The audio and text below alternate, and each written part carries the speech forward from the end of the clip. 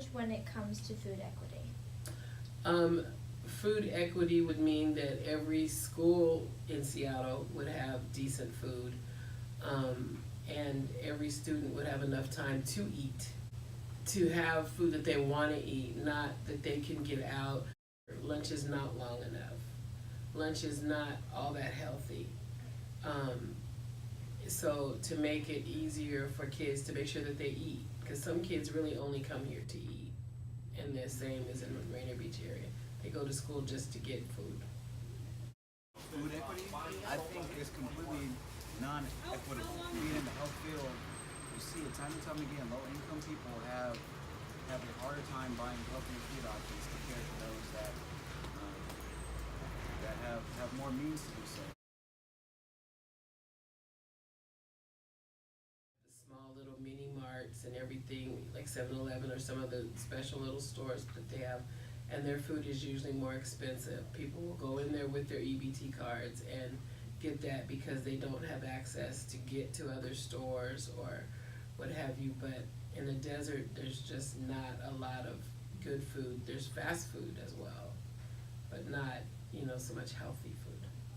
Like natural resources aren't abundant. You think of something where it's a desert, and so to get food supplies, it takes additional money to get that there, which also increases the cost of the price of the food. Language changes a lot, and so my understanding is that food deserts makes it sound like it just naturally happened, when really it's something that was systemically created through racism, classism, and so sort of the new vernacular that's popping up these days is food apartheid, which really describes the racial issues that also come with food deserts, and that there are particular neighborhoods with people of color, folks who are of low income, that then do not have access to healthy food or affordable food.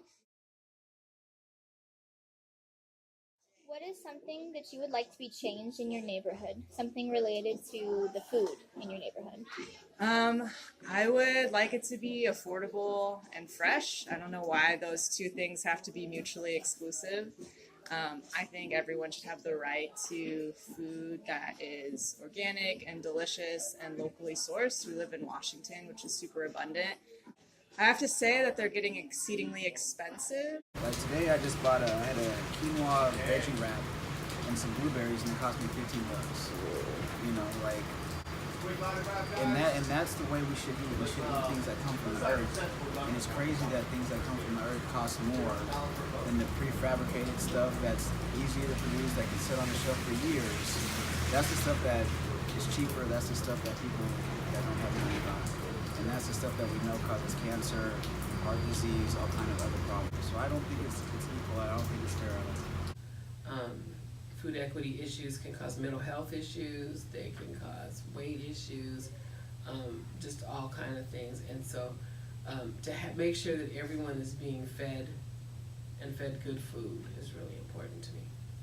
People should be able to afford the food that helps us live longer, as opposed to pay for all of the high costs for insurance and health issues later on.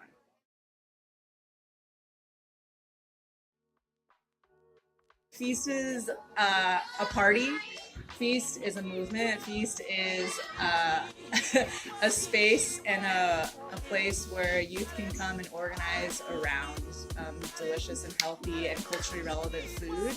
We also run these dinners, I mentioned before. We also organize, and so organizing means building power around issues that are really important to us and around issues that are unjust. And so particularly around food equity, we want to make sure that young folks, people of color, low-income folks, immigrants, folks who have marginalized identities have the same, if not equal, rights to living a just and beautiful and thriving life. And so that's our work at Feast.